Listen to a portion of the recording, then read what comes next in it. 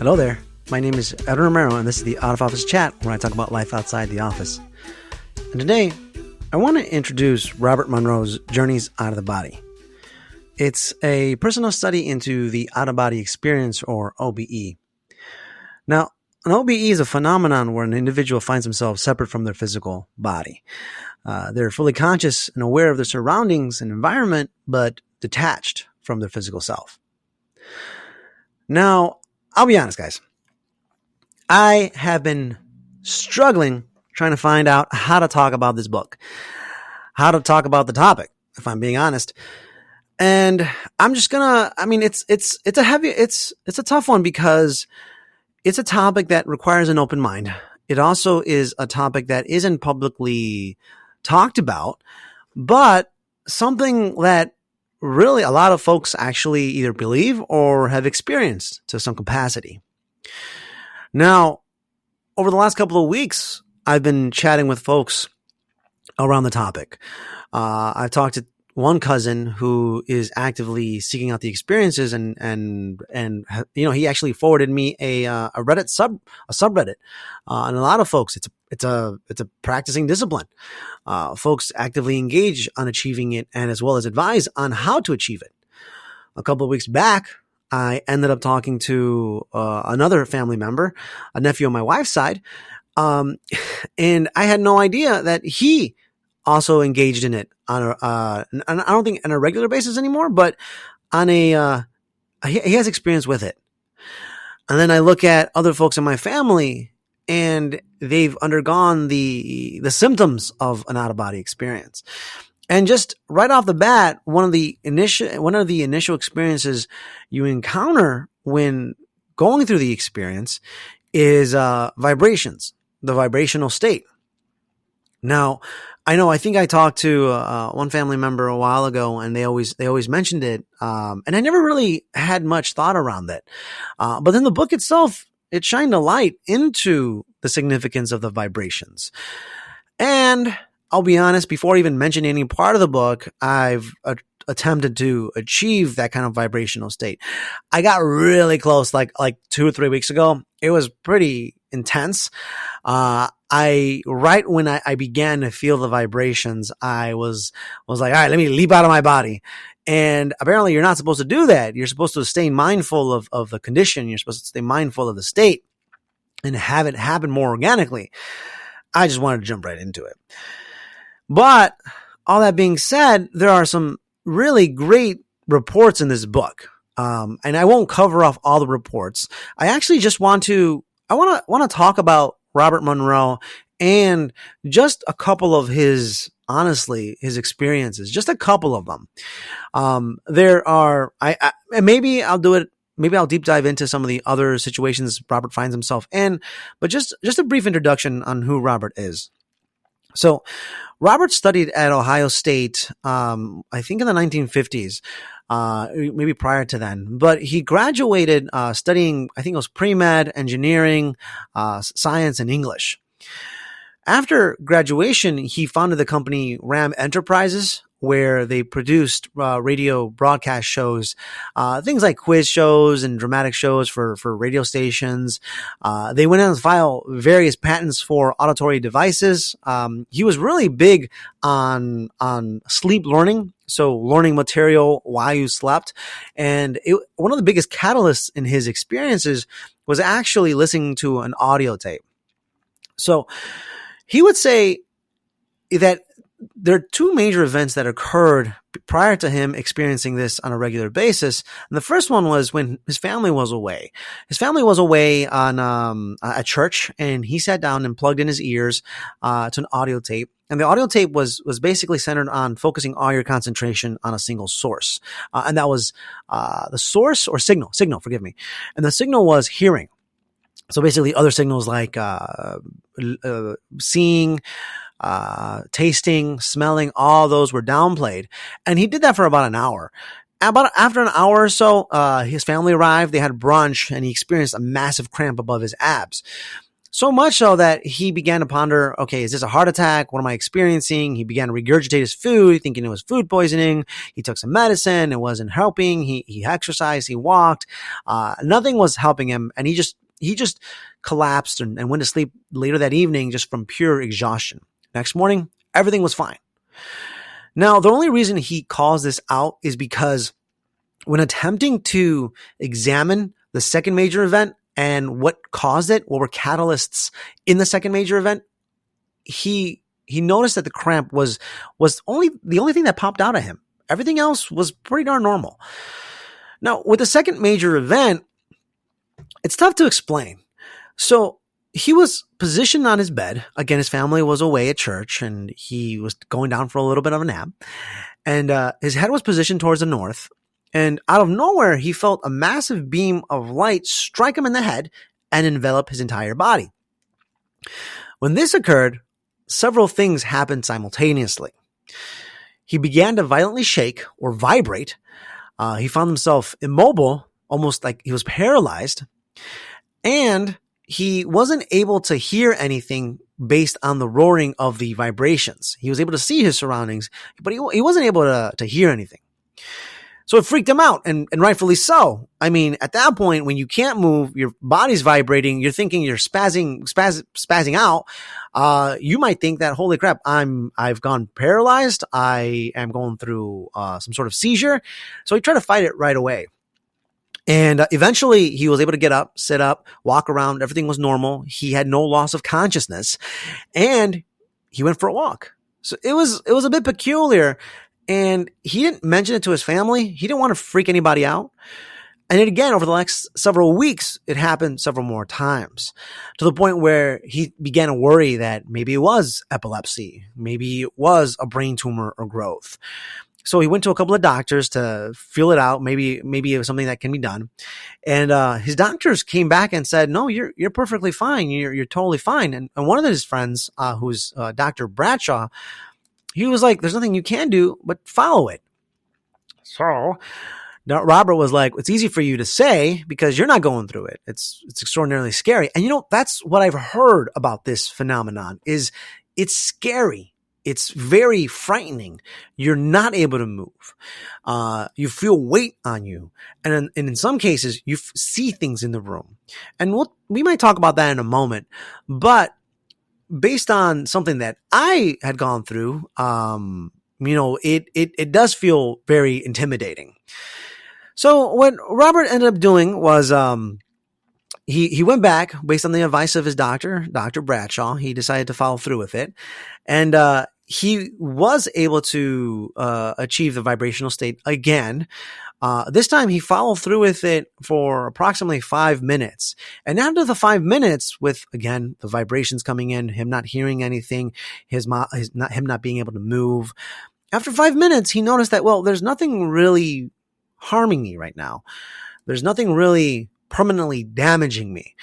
So it made him feel a lot easier, a lot more comfortable.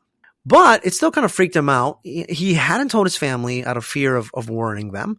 So at one point, he decides to stick with it even longer. He began to see sparks illuminate in front of him. It encircled him. It started at his head, worked its way down to his feet, and moved back up again. So this time, he was able to hear a little bit better, but when the sparks were away from his ears. When they approached his ears, it's when it began to get louder and louder. Now, he kept at this for a while. He even went back to Dr. Bradshaw and was like, what is happening? I kind of wanted to stop now. And Dr. Bradshaw, honestly, he just recommended to him, have you looked into any kind of Eastern philosophies? Robert really couldn't make out what he was getting at or why he would have to look into Eastern philosophies. Bradshaw basically said that in the West, you're not going to find any text around this or what you're going through. But people in his, I guess, fellows that he works with, other doctors, have stated that they're able to achieve what he's going through, which leads to out-of-body experiences and return back just fine. They're covered pretty heavily in Eastern philosophies. So I looked it up as well. I wanted to see whether or not it was covered in Eastern philosophies, and it looks like it's covered in Hinduism. I think it was Taoism, and I forget another religion in the Orient. So that might be Taoism. It might be Taoism. I'm not sure. So with that, several weeks passed. And at this point, it got kind of boring. Robert was like, all right, well, I'm kind of tired of this already. I don't want this to happen anymore, but he got used to it. He found that if he just went through the vibrations, they would subside eventually. So one evening, he was going through the vibrations, laying down. He was half asleep, kind of like almost in a daydream state. Not fully asleep, not fully awake, just right in the middle. He was playing around with something on the floor. It was his rug. He felt the texture of it, and he pushed against it, kind of like not excitedly, kind of unenthusiastically. Noticed, oh, okay, well, my hand's going through that. That's weird. So he kept pushing against it, and he felt wood chips. He felt piping. He felt basically material, and he pushed even further, and he felt what would be the top of the ceiling from the bottom floor. And as he went farther and farther, he began to feel water, and he splashed with his hands, again, unenthusiastically, like it really didn't matter. It kind of dawned on him that he shouldn't be able to be feeling water. He shouldn't be able to have felt the floor, at least not to the capacity he did. He basically went through the floor. And it scared the crap out of him. With the thought of not being sure of what would happen to his arm if the vibration stopped and his arm was caught in the middle of the floor, he pulled it out, yanked it out. He began to examine his arm, make sure it was all there. He began to examine the floor to make sure there wasn't a hole left over, and everything looked fine. Everything looked okay. He continued on with the vibrations. At one point, he was laying down next to his wife, and he was in that state again. He wasn't fully awake. He wasn't fully asleep. And he thought to himself, how nice would it be to take my glider out tomorrow? As he thought that, he felt a nudge on his shoulder as he was laying on the bed. He felt around and he felt the wall, and he thought, how peculiar is it that I felt the wall? And at first he thought, maybe I fell off the bed. I fell off the bed and now I'm on the floor. As he began to feel around the wall, try to make sense of what was happening, there was no windows. There weren't the doors, any furniture, on at least not where he thought they should be. And it dawned on him that he was on the ceiling. So he looked down and he found two bodies on his bed. On the left-hand side was his wife, but on the right-hand side, he couldn't make out who it was. And as he looked closer, he realized it was him. Right away, he freaked out again. He thought that the vibrations were killing him. He didn't want any part of it anymore. So he jumped right into his body. He woke up, got up from the bed, walked around in his room, lit a cigarette, and as he claims, it took him a while to fall back asleep again. So based on the advice that Dr. Bradshaw gave him, he began a deep dive into various texts. And we'll talk about that in a moment. But he was a little bit of a crossroads. Everything that Robert has studied, everything that he knows about science and medicine says that he shouldn't be able to do this. He didn't want to, well, for one, he didn't believe it based on his upbringing, his education. And two, if he did begin to believe in the out-of-body experience, it would basically shatter everything he's known up to that point. So he was a little conflicted, but he wants to make sure that science is able to shed light on that's undiscovered. Robert decides, let's give it a shot. Let's deep dive into these texts that Dr. Bradshaw recommended, and let's see what answers we can find. And what Robert discovers is that there is a whole population of individuals that not only believe in this, but that can perform this, that have written about it to a degree. He refers to this population as the underground. The underground, he says, is comprised of millions of individuals across the globe, that they only engage with other members, but it's highly disorganized. And coincidentally, members meet each other. It's not planned. It's almost as if they gravitate towards one another. And I will say this, I find that to be extraordinarily true. I find that, especially recently, I've been having conversations with individuals that believe in some of this stuff to some capacity. So to Robert's point, members do find each other to some degree. I guess the other way to look at it is that this topic itself it's widely believed to the point where a lot of folks believe in it and they just don't talk about it. So as Robert begins to deep dive into with the underground, he finds that it's comprised of various individuals from various walks of life, from various disciplines, from people who can leave their body to psychics, to palm readers, to folks that organize conferences, folks that write books, resources, magazines, host online sites. It goes on and on and on. But Robert was really keen on understanding what it is that he was going through, OBE. How can he control it better? And all this goes back to his upbringing. I think he approaches it in as scientifically as he could, through experiment. He wants to do experiments on it, but first he wants to understand what has been done so far. He finds even through the underground that no one's written about it. There are a lot of folks that reference it, that talk about their experiences, but no one outlines in an experimentation format. So he discovers that the underground and the population at large can actually benefit from his understandings, from his experiences. And that's when Robert decides to catalog all his out-of-body experiences and report on them. So that's what this book is about. This entire book is basically a catalog of his experiences. They're all divvied up into varying chapters.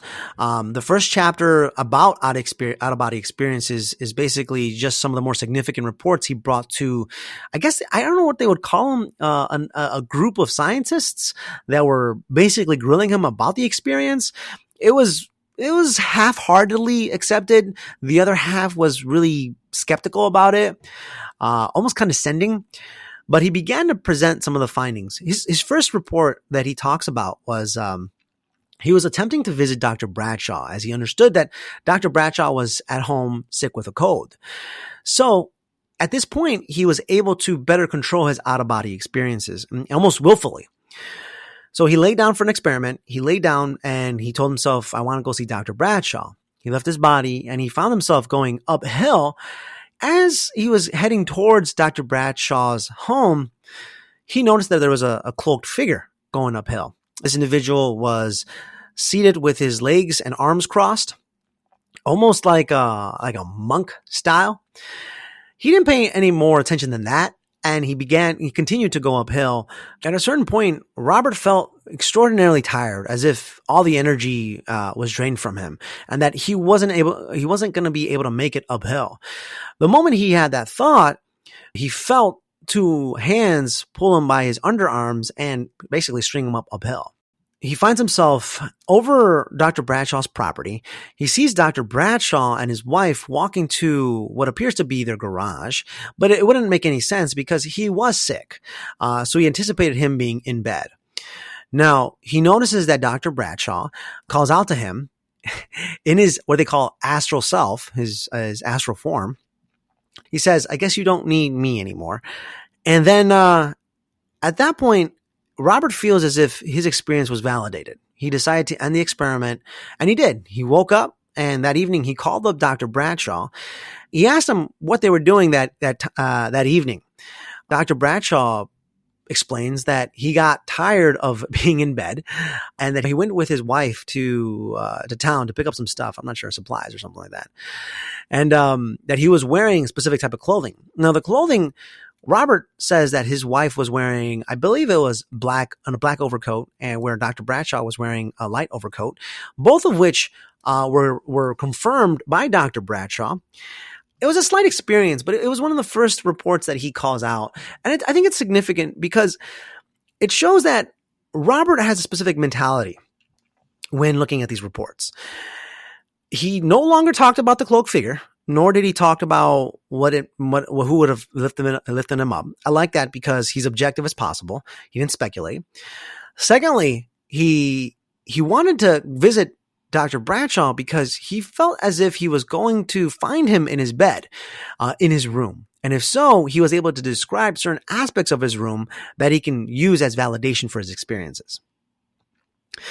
In another experiment, Robert wanted to go visit his friends, Mr. and Mrs. Benson. And when he began his out-of-body experience, he found a few things. First, his mind or his conscious went straight to a young man walking on a sidewalk, with him throwing a baseball up in the air. And then that immediately shifted to Dr. Banson's garage, where he saw Dr. Banson inserting a smaller car into a bigger car. The smaller car was awkwardly shaped, had wheels and a motor. And then lastly, his last experience in that session was shifted towards the family at the dinner table with dishes on the table and them playing cards. So he wakes up, he gives them a call, and he tries to see what they were all doing. Mr. Banson says, well, he was actually trying to push in their generator into their car to take it to a different location. Robert says that there's no way of him knowing that he would have been doing that morning. They ask about the young man who happens to be Mr. and Mrs. Banson's son. They ask him what he was doing that morning, and he said that he was going off to school. But they specified, well, what were you doing on your walk to school? And he mentioned that he was throwing a baseball up in the air and catching it. And then he said that he saw all of them playing cards at the table, and Mrs. Banson got really excited because she states that, well, we got late. We all were late waking up, and we had a late breakfast. We were all at the dinner table, eating, and I gathered all the mail that we had and was passing it out to all the individuals at the table. Robert in the book tries to clarify whether or not certain things can be validated. Maybe subconsciously he knew about certain aspects, like the boy going off to school. It was morning. It would make sense that he was going off to school, but there's no way he would have known that he was playing baseball, although he could assume it. There was less of a chance of Robert knowing that Mr. Banson was putting a generator inside of his car. And just as much chance he wasn't gonna know that they were passing out mail at the dinner table. So I thought it was pretty intriguing. These are just two reports, and the book goes on. And I think the next part, I want this to serve as an introduction because there's just so many darn good stories in this book. But the next 3 chapters in this book cover off, well, the 3 environments that Robert finds himself in. So Robert states that every time he has an out-of-body experience, he typically finds himself in one of 3 environments: locale 1, locale 2, and locale 3. All serve different purposes. He has names for all of them. Locale 1 he calls the here now, and that's basically this environment, this, I guess, as you might be able to call it, this universe, where he's able to exit his body and see folks in his life. Locale 2 he references as infinity and eternity. Now, this one is an interesting one because he goes on to state that you have to leave all your concepts of physics and reality at the door. That this environment doesn't function how we're used to our reality functioning. In this world, he describes how they describe God, how they perceive God. And everything is just so darn natural, although peculiar. He tries to discern what is God. Do they believe in God? But he noticed that on multiple trips to this locale, infinity, eternity, that there is a time where there's just a massive ring, a massive bell that rings out to what appears to be all of reality, and everything stops, and everything basically, then something hovers above all the population, and everyone gets down, shows their belly towards the sky, and as this, I guess, entity goes past them, they all get up. And it's almost as if it's so natural, it's so normal that there's really no reason to question it. I think that's pretty intriguing. He states that individuals might be able to chalk their near-death experiences as taking place in this environment, as it's the closest that individuals can get to heaven. He even states that, he had trouble coming back once he visited infinity, eternity. He didn't want to leave, but he was honestly urged to. Now, locale 3, he calls reverse image. It begins pretty darn scary. He's basically thrust into what would be oblivion, right? As he leaves his body, and it's just black mass infinitely ahead of him. He mentions that he's extraordinarily scared to follow through with it. But eventually he gets to the other side of the black mass and he finds this planet. He finds Earth. He finds everything that you would find here, except there are some subtle differences, and some not so subtle differences. Everything looks normal, but the one thing that gave away the reality was that the vehicles themselves aren't the vehicles in our reality. In our reality, we have vehicles that's 2 rows and then 2 columns. So there is the driver, the passenger, and the folks behind them in a second row. Whereas in this reality, there is just 1 row, but there are 7 seats for that 1 row. Additionally, he mentions that in this reality, they appeared as if that they weren't running on gasoline or kind of fuel like we know it, but it appeared as if they were running on some sort of radiation. Now, as Robert became more accustomed to locale 3, he found himself actually taking the body and form of another individual. Now, he mentioned the moment that he began to take this individual's consciousness, he really had no recollection of what this individual was going through. Basically, he would swap in and just start living his life, not knowing the circumstances of his life until he began to play it all out once he was in this reality, once he was in locale 3. And I felt so bad because throughout the entire chapter, he talks about this individual, how he was dating somebody, how they got married, how he adopted her children, and then how he basically separated from her. But to me, it sounded as if Robert was the reason why they separated, because he would come in and his wife in the other reality would freak out that he would lose consciousness and not know who her husband was. So Robert's a homewrecker, if you ask me, in this locale. It's a pretty good chapter. As the book progresses, I won't go all into everything that he covers because there's just so much. But Robert talks about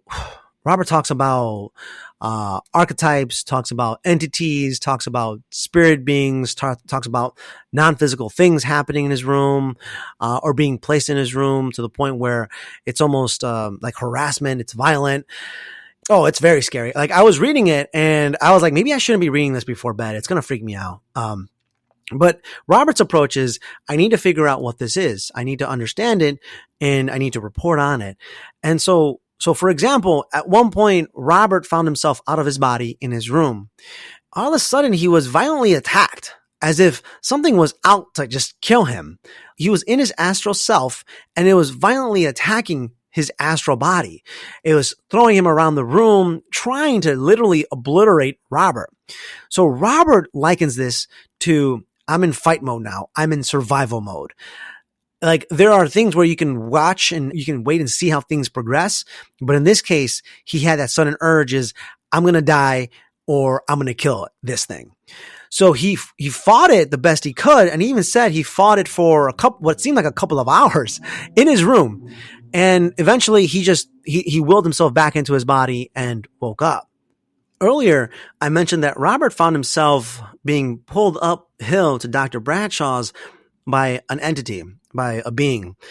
Robert says that in multiple occasions, he found certain types of support from other entities. He likened it to angels, or it may have been confused with angels from biblical texts. In some cases, if he wasn't able to get up, he felt arms and hands grab him and lift him up to his destination. Again, Robert does this objectively. He doesn't try to examine it. The only time he tries to examine it is probably correlated back to some sort of biblical reference. Additionally, in this book, there's a whole chapter dedicated to sexual appetite in this astral form. Robert says it's so significant to overcome that sexual drive, that sexual appetite, because once you're in that state, or when you're attempting to get in that state, you have to be extraordinarily focused. And any small thought can creep in and lead you astray. One of the strongest urges, I would say, as in the human species, is our sexual drive. And that he's had to overcome the sexual drive to perfect getting out of his body. And even perfecting is a strong word, if I'm being honest. Perfecting, he says he's able to do it a lot easier, but perfecting the out of body, he's not a perfectionist. Now, you're probably wondering, did Robert have a couple of sexual encounters in his astral body?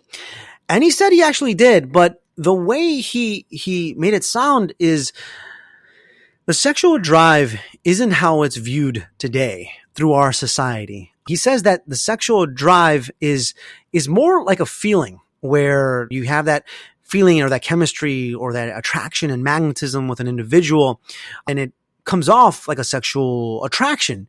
But he says in his astral self, not only is it more pronounced, but depending on the locale, its definition is much different. In one instance, he leaves his body and he's in his room and he finds a figure in there who has kind of that womanly energy, and he knows that they want to engage at a sexual level. But he's very hesitant. For one, being it one of his first experiences, in the astral self, he doesn't want to be a cheater, for one. He don't want to be trifling. And he also doesn't really know what can happen, get an astral STD. He doesn't know the ramifications of engaging in this kind of activity in the astral plane. In another experience, Robert says that he was in locale 2, I believe, and he went ahead and he joined a group of individuals. There's approximately 7 to 8 individuals. He was looking around them, again, all in their astral selves. They looked at him and was approached by a form which was carrying female energy, and it's almost as if they zapped each other in the head. He knew at that point, okay, well, that was that sexual energy that we just exchanged. And then all the other members of the group went ahead and zapped him in that same fashion, exchanging the sexual energy. It was like oh my goodness. It was like an astral orgy. So that's to the degree that Robert talks about the sexual drive. There's some other cases in here, and he does a really great job in elaborating why the sexual drive is such a significant component to being in your astral self. The book basically wraps up with him giving guidance on how to separate from your physical body. It's pretty good instructions. It's, I think it could be better, but there are a ton of subreddits out there, a ton of good material out there. But he goes on to explain a few methods. I won't cover them all for you here, but, give it a look, or even look online and see what you find. The last couple of chapters, I'll be honest, I could not get through. The last couple of chapters were just very thick. They were his analyses, some stats, and stuff that wasn't really like all that engaging. I read a couple of pages, but I was like, all right, I think I got everything I need from this book. So, with that, I'm sure there's a ton of stories I missed. I really did enjoy this book. I had a really good time. I bought it. I got it from the library, but I liked it so much I ended up buying it from Amazon. And I am practicing a lot of stuff that he's recommending. And one of the things he recommends is self-hypnosis. So to get into that kind of sleepiness, that half awake, half asleep phase, he recommends doing maybe self-hypnosis. I downloaded an audiobook on self-hypnosis, and immediately I started listening to it as I was driving. And the first thing that the book says is do not operate heavy machinery or drive as you're listening to this book. So I had to stop. As far as my experiences go, I got into the vibrational state a couple of weeks back. It was pretty surreal. I was so excited. I just was not able to get myself out of it. And you feel it though. You really do feel when you're getting to that point. It's almost as if your body is very heavy, but it makes sense. It makes a lot of sense why your body would be heavy. It's a practice where you have to ensure that there's a fine balance where your mind is fully awake and your body is asleep. Additionally, I've talked to other folks in my circle. One of my wife's nephews, he's gone through it, and he was nonchalant about it. He's like, yeah, I've been through it. And I was like, okay, well, tell me more. And what's crazy is when you were talking to people that might be slightly interested in the topic, that's one thing. But when you're talking to somebody who's actually experienced the phenomenon, that's totally different.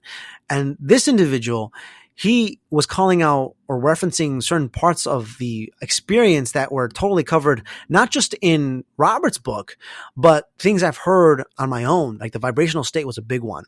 The feeling pressure on top of you was another. Robert himself explains, or at least speculates, what that pressure on his body is. I won't spoil it here, but it's a good read. What's also very interesting is some of the stuff that Robert recommends on getting into the out of body experience is kind of setting intentions as well as being mindful, being present. Again, because you have to not have anything kind of get in your way, mentally, emotionally. Now, I know this sounds like lovey-dovey and whatnot, but I have been practicing more mindfulness, so it's really serendipitous that a lot of the books I've been reading recently are all kind of tying in together.